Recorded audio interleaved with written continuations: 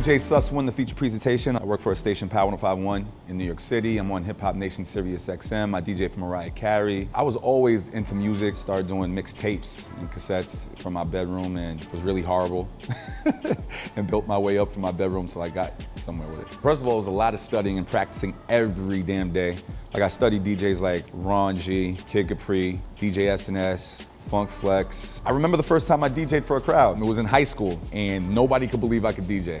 I don't know why. I guess it was amazing. They didn't think I could DJ. And one of my sister's ex-boyfriends, they dated for like 5 days in high school, was a DJ. And they had a high school party. It was my debut DJing in front of people. I DJ'd Total Can't You See remix, Keith Murray. I played Players Anthem by Junior Mafia. I played One More Chance by Notorious B.I.G. And there was another record I can't remember.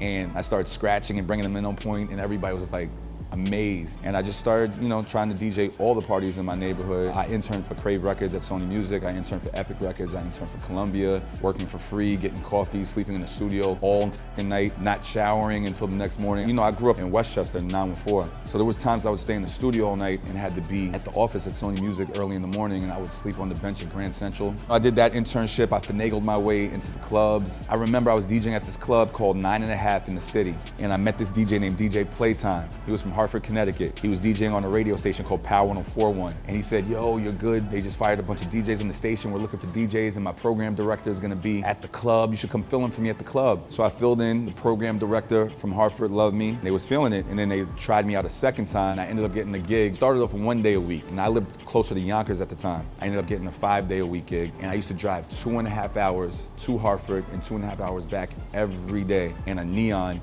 that looked like it was from 1970 whatever, just to be on radio, and I ended up getting the attention of Power 105.1. And I'll never forget this. I was broke, and it got to a point where I couldn't do it anymore. And I asked if I could go back to being on 1 day a week, even though I didn't want to do that. That same day, they took me off the schedule because they said, you know what this was. That same day, Power 105.1 called me and said, we want to try you out for the Mixmaster Weekend in New York. If you believe in yourself, you gotta keep going and never quit. It's basically what I do when I hustle every day. Complex hustle.